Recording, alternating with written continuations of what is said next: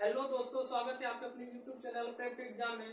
दोस्तों, आज हम बात करेंगे साइंस के कुछ इंपॉर्टेंट न्यूमेरिकल्स जो कि हर एक शिफ्ट में पूछे जा रहे हैं और 2 से 3 नंबर पक्का इससे आ रहे हैं। तो दोस्तों, आज हम बताएंगे कि दर्पण का सवाल उठाएंगे, क्योंकि दर्पण में से भी कम से कम एक दो क्वेश्चन तो फिक्स है जो कि आ ही रहा है, हर एक शिफ्ट में आ रहा है।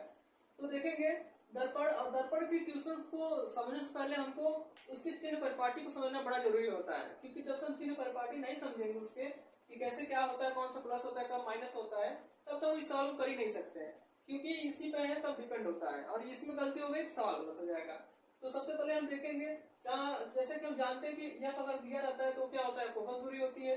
यू जो कि वस्तु से क्या होता है, वस्तु की दूरी होती है दर्पण से।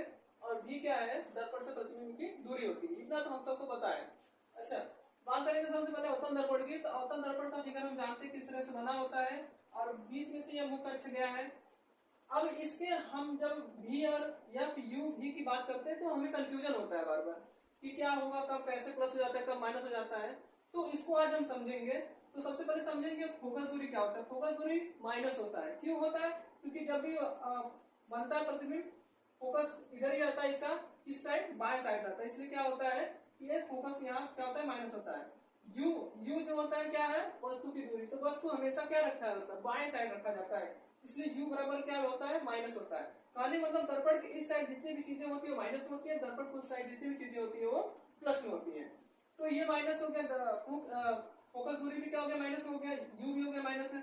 अब भी की बात करते हैं, जो कि दर्पण से प्रतिबिंब की दूरी होती है, वो क्या होता है, वो कभी कभी चेंज हो जाता है, लेकिन मैक्सिमम अवतल दर्पण क्या होता है, माइनस होता है। क्योंकि देखेंगे आप, जब भी प्रतिबिंब बनाए होंगे तो प्रतिबिंब हमेशा क्या बनता है, इसी साइड, बाएं साइड ही बनता है, इसलिए क्या होगा, ये माइनस होता है। लेकिन इन इसमें 6 केस, ये 6 क्यों लिखा हुआ, क्योंकि इसमें 6 केस बनता है, 6 केस में प्रतिबिंब बनता है।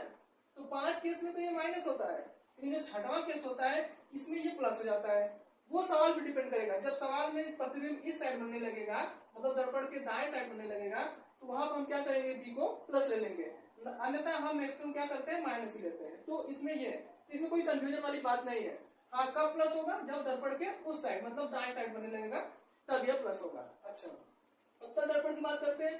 तो उत्तर दर्पण में जानते हैं कि प्रतिबिंब, उत्तर दर्पण पहले ऐसे दिखने में रहता है, ऐसा रहता है, और जो कि हमारा मुख्य अक्ष 20 से हो गया। अब इसकी फोकस दूरी की बात करते हैं। तो इसमें फोकस दूरी जो होता है ये प्लस में होता है। क्यों होता है? क्योंकि फोकस हमेशा इसका कहाँ होता है, इस साइड होता है, दाएं साइड होता है। तो फोकस इसका तो कभी कंफ्यूजन होना ही नहीं है कि फोकस क्या होगा, हमेशा प्लस होगा, ये माइनस हो ही नहीं सकता। ठीक है। और अब वस्तु, वस्तु की दूरी, जो ये वस्तु की दूरी है कहाँ से, दर्पण से। तो ये दर्पण से वस्तु इधर ही रखा रहता है, इधर बाएं साइड। तो हमेशा ये क्या होगा, माइनस होगा, प्लस नहीं हो सकता, क्योंकि दर्पण जब भी हम रखेंगे बाएं साइड ही रखते हैं।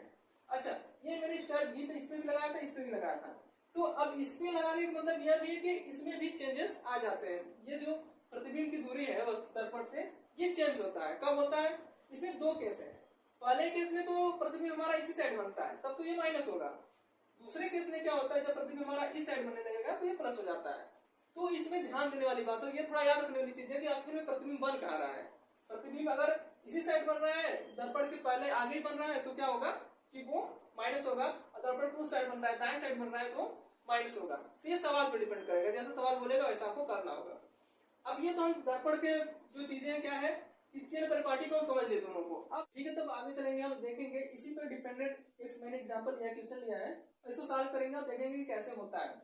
तो क्वेश्चन लिखा है, 10 सेंटीमीटर की फोकस लंबाई वाले अवतल दर्पण में किसी वस्तु को दर्पण से 15 सेंटीमीटर दूर रखा जाता है, तो दर्पण से प्रतिबिंब की दूरी ज्ञात कीजिए। तो सबसे पहले हम इसमें देख लेंगे कि क्या क्या दिया है, उस डेटा को लिख लेंगे, उसके बाद इसको हम सॉल्व करेंगे। सबसे पहले देखेंगे कौन सा दर्पण है। तो अवतल दर्पण दिया है। अवतल दर्पण का हम परिपाटी जानते हैं कि क्या क्या होता है, चिन्ह परिपाटी क्या क्या है। तो हम लिखेंगे, इसका सबसे पहले क्या दिया है, फोकस लंबाई दिया, मतलब फोकस दूरी दिया है, एफ लिख लेंगे, कितना है, -10 सेंटीमीटर। ठीक है। आगे है अवतल दर्पण कह रहा है कि किसी वस्तु से को दर्पण से 15 सेंटीमीटर दूर, कितना, 15 सेंटीमीटर दूर, कहने मतलब यू दिया है, यू दिया है कितना, -15 सेंटीमीटर। माइनस क्यों लिख दिया, क्योंकि ये माइनस में लिया जाता है। अच्छा, पूछ क्या रहा है, दर्पण से प्रतिबिंब की दूरी ज्ञात कीजिए। तो दर्पण से प्रतिबिंब दूरी क्या हो जाएगा, v बराबर पूछ रहा है। ठीक है। तो अब हम इसको सॉल्व करेंगे। फार्मूला लिख लेंगे। फार्मूला क्या होता है, 1/f वन अपान एफ बराबर होता है one upon v plus one upon u, ये होता है। तो एफ का मान हम दिया यहाँ पर -10, तो इसको लिख लेंगे हम -10 वन अपान भी पूछ रहा है तो भी को वैसे रहने देंगे माइनस, अब ये माइनस क्या है 15, तो 1/15। ये प्लस था, फार्मूले में क्या होता है प्लस होता है, लेकिन इसको क्या कर देता है ये माइनस कर देता है। और उसके बाद आगे चलेंगे, इसको लिखेंगे क्या लिख सकते हैं, इसको हम लिख सकते हैं वन अपान भी बराबर लिखेंगे। ये 15 को इस साइड लाएंगे तो पहली बात तो 10 जो है ये क्या रहेगा अपनी जगह पर रहेगा, तो -1/10, 15 इधर आया तो प्लस 1/15। इसको क्या लिख सकते हैं हम, इसको लिख सकते हैं वन अपान भी बराबर एलसीएम ले लेंगे तो कितना हो जाएगा 30 हो जाएगा। और इसके बाद क्या करेंगे भाग लेंगे तो 10 है 30 -3, 15 दूना 30 प्लस 2 कितना आ जाएगा -1/30। तो ये वन अपान बी बराबर क्या आ गया -1/30 आ गया। तो इसको हम क्या लिख सकते हैं भी बराबर -3 सेंटीमीटर, यही हमारा आंसर हो जाएगा। अच्छा भी देख रहे हैं क्या आ रहा है माइनस में आ रहा है, देखिए भी भी क्या होता है माइनस में हो रहा है, मतलब क्या सब कुछ इधर ही इसी साइड हो रहा है, बाएं साइड ही सब कुछ हो रहा है। इसका आंसर क्या हो जाएगा -30 सेंटीमीटर। तो ऐसे ही हम जितने भी सवाल आएंगे सॉल्व करते रहेंगे, और इसको हम परिपाटी याद रखेंगे तो हम हर सवाल को सॉल्व कर लेंगे आसानी से। ठीक है दोस्तों, तो हम आगे चलेंगे और अगला क्वेश्चन देखेंगे कैसे बनेगा। देखा है किसी उत्तल दर्पण में फोकस दूरी 20 सेंटीमीटर तथा दर्पण से वस्तु की दूरी 10 सेंटीमीटर हो तो दर्पण से प्रतिबिंब दूरी ज्ञात कीजिए। तो इस बार हमने लिया क्या उत्तल दर्पण लिया, तो एक हमने उत्तल दर्पण का लिया, उत्तल दर्पण सॉल्व करेंगे, देखेंगे ये कैसे सॉल्व होगा। तो सबसे पहले कौन सा दर्पण है उत्तल दर्पण है, ठीक है।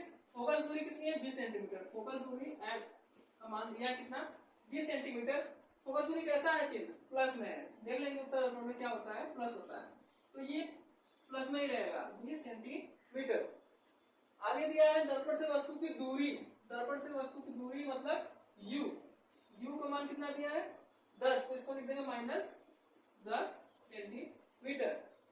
दर्पण से प्रतिबिंब की दूरी ज्ञात कीजिए, मतलब क्या ज्ञात करना है हमको भी निकालना है, ठीक है। इसको कैसे करेंगे देखेंगे, इसमें फार्मूला रख देंगे। सबसे पहले क्या होता है 1/f बराबर 1/b प्लस 1/u। अच्छा वैल्यू जो है उसको हम पुट कर देंगे इसमें, तो रख देंगे f की वैल्यू क्या है, या इसे लिख सकते हैं 1/20 हो जाएगा, और 1/b, और ये क्या है u को मान कितना दिया है माइनस दिया है, तो -1/10,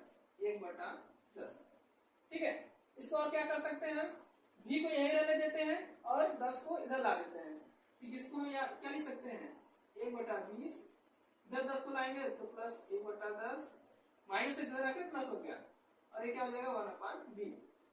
या इसे हम क्या लिख सकते हैं, इसे हम इसके बराबर क्या लिख सकते हैं, या लिख सकते हैं 1/b बराबर, इसको लिख सकते हैं 1/20, सबको इधर ला, इसको इधर ला दिया और इन सभी को उधर ला कर रख दे रहे हैं 1/10, ठीक है। तो यहां से हम ले लेंगे क्या, इसको लिख देते हैं एक बार फिर लिख लेंगे 1/b बराबर 20 और 30 का एलसीएम लेंगे तो क्या आएगा 20 और 10 का एलसीएम लेंगे तो क्या आएगा 20 आएगा, 20 आ गया, ठीक है। और 20 से जब भाग देंगे तो 20 का 20 प्लस 10 से भाग देंगे तो 10 दूना 20 2, ये क्या हो जाएगा, ये हो जाएगा 3/20, ये हो गया 3/20। हमको निकालना क्या है b की वैल्यू निकालनी है, इसको हम ये भी लिख सकते हैं b बराबर 20/3, क्यों, क्योंकि ये भी ऊपर उल्टा हो गया तो ये भी उल्टा हो जाएगा, 20 ऊपर चला गया 3 नीचे आ गया। इसको कर लेंगे, इसको और हम क्या लिख सकते हैं, इसको हम लिख सकते हैं 3 × 18 2 बचा 3 नीचे 6 से 2 3 सेंटीमीटर, या इसको हम पॉइंट में भी लिख सकते हैं। तो जैसा आंसर होगा उस हिसाब से हम कर देंगे, ये इसका राइट आंसर हो जाएगा। अच्छा देख रहे हैं इसमें क्या है भी पॉजिटिव आ रहा है, तो भी पॉजिटिव कौन से आते हैं, दूसरे केस में मैंने बताया था कि भी पॉजिटिव आता है, इसका मतलब क्या है प्रतिबिंब दाएं साइड बन रहा है, इसलिए क्या है कि पॉजिटिव आ रहा है। अगर निगेटिव आता है तो प्रतिबिंब इस साइड बनता है, बाएं साइड बनता है। ठीक है दोस्तों, तब हम आगे चलेंगे और देखेंगे question number third. Question number third है जो कि अपवर्तनांक से लिया गया है, और ये अपवर्तनांक वाला भी सवाल बहुत ज्यादा बन रहा है। हर एक शिफ्ट में एक सवाल लगभग आ ही जा रहा है, फिक्स है ये क्वेश्चन बन रहा है, तो इसलिए हम इसको भी उठाए हुए हैं। और देखिए इसमें क्या होता है, कैसे बनता है इसमें सवाल। सवाल है जल में प्रकाश का वेग क्या होगा यदि निर्वात के संबंध में जल का अपवर्तनांक 1.33 है। तो ऐसे ही किसी भी चीज का, जल का, कांच का, हीरे का, सबका अपवर्तनांक दे रहा है और उसका क्या पूछ रहा है, प्रकाश, उसमें क्या है, उसमें प्रकाश का वेग पूछ रहा है। ठीक है, तो हम इस माध्यम से सीखेंगे कि मतलब कैसे कर सकते हैं ऐसे सवालों को। तो देखिए क्या है, सबसे पहले इसका एक फार्मूला होता है जिसको है म्यू बराबर होता है C/V। अच्छा, ये म्यू क्या होता है, पदार्थ का अपवर्तनांक हो जाता है। C क्या है, निर्वात में प्रकाश की चाल, और ये जो V है क्या है, माध्यम में प्रकाश की चाल। तो इस फार्मूले से हम आसानी से इसको निकाल सकते हैं। तो हमें दिया क्या क्या है, दिया से अपवर्तनांक दिया है, तो हम म्यू का मान क्या है, दिया हुआ है। तो म्यू का मान अगर हम लिखेंगे तो क्या लिखेंगे, 1.33।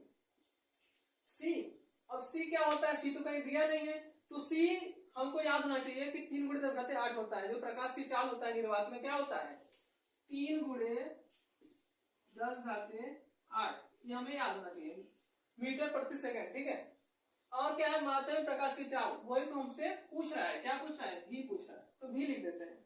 आगे चलेंगे, इसको क्या लिख सकते हैं यार, इसको हम क्या लिख सकते हैं, भी को इधर ला दीजिए, भी को यहाँ कर दीजिए, और ये उससे जगह चला जाएगा, तो हो जाएगा भी बराबर 3 × 10⁸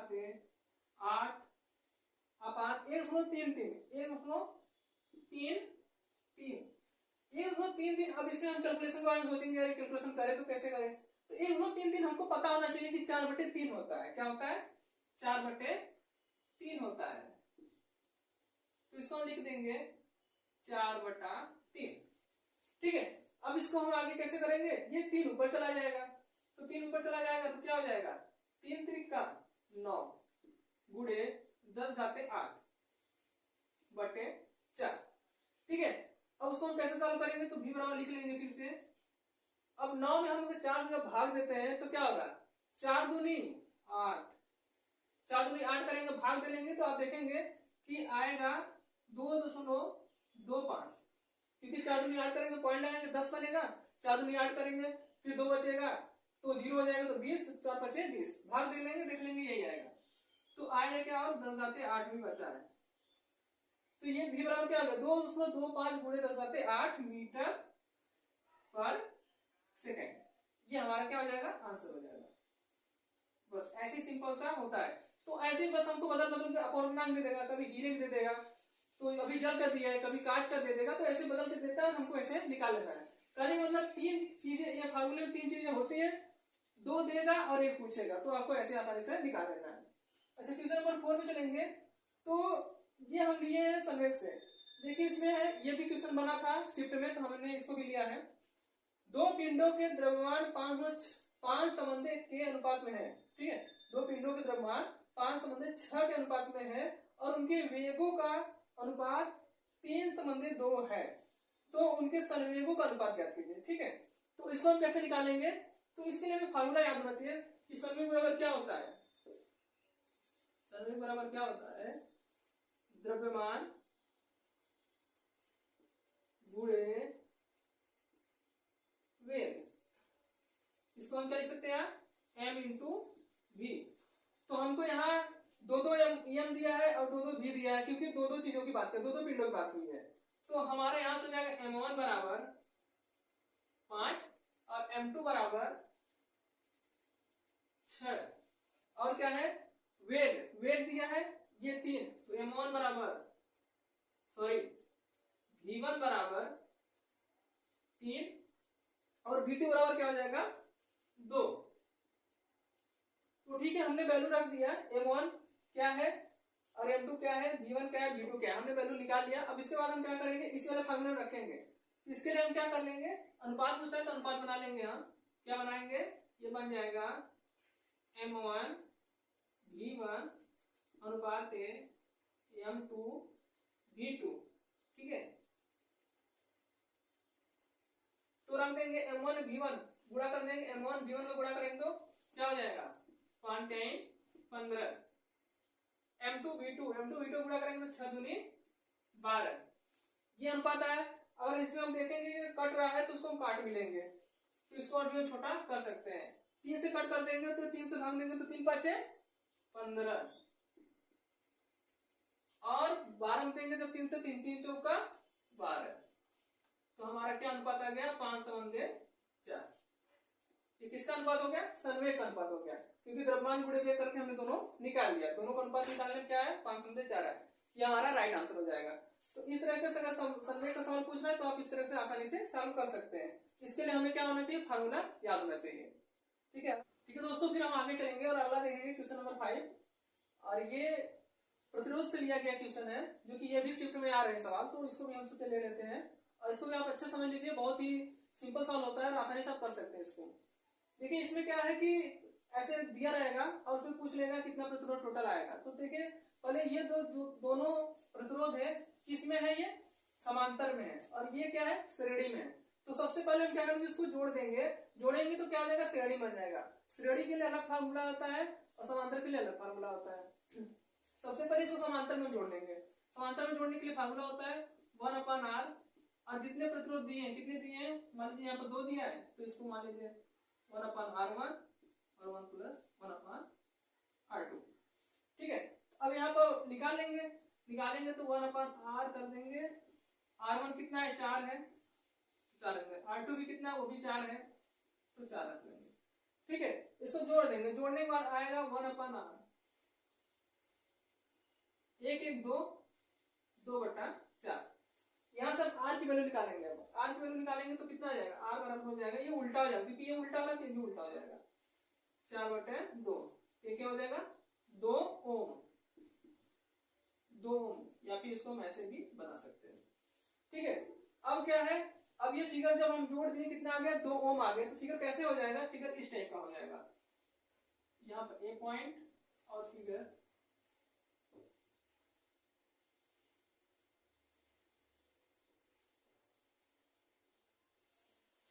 बी पॉइंट। अब ये जो 2 आया है 2 ओम इसका हो गया, और ये जो 3 ओम है वहां हो गया 3 ओम। ठीक है, इसको किस तरह से करेंगे? अब देखिए ये समांतर क्रम में था, लेकिन अब क्या हो गया? श्रेणी क्रम में हो गया। श्रेणी क्रम में क्या होता है? हम सीधे सीधे जोड़ देते हैं प्रतिरोध को। तो यहां से लिख लेंगे R बराबर, इसका फार्मूला होता है इस तरीके से, ऐसे जितना होता है जोड़ते जाते हैं। R बराबर लिख देंगे। अब यहाँ पर R1 क्या हो गया? 2 हो गया। इसके लिए क्या हो गया? इस फिगर के लिए 2 हो गया, और इस क्या हो गया? R2 क्या हो गया? 3 हो गया, 3। इसको जोड़ देंगे तो 2 और 3 कितना हो गया? 2 और 3 हो जाएगा 5 ओम। इसको हम ऐसे भी कर सकते हैं, आप ऐसे भी लिख सकते हैं, इसे ओम लिख सकते हैं। इसका राइट आंसर हो जाएगा। तो बहुत ही सिंपल, इसको आसानी से कर सकते हैं, ये आंसर हो जाएगा। इस तरीके से जो भी क्वेश्चन उठाए जा रहे हैं इंपॉर्टेंट जो कि बार बार आ रहे हैं हर एक शिफ्ट में, हम उसको उठाकर आपको बता रहे हैं। अगर वीडियो आपको अच्छी लग रही तो हमें बताएं, और ऐसे ही अगर लेंस का भी अगर सवाल देखना है तो उसको भी बताइए, उस पर वीडियो बना देंगे, और इस तरीके से आपको देखते रहना है। ठीक है, अगर वीडियो अच्छी लगी है तो इसे क्या करें? लाइक करें और चैनल को सब्सक्राइब कर ले और अपने दोस्तों से शेयर भी करें। Thank you.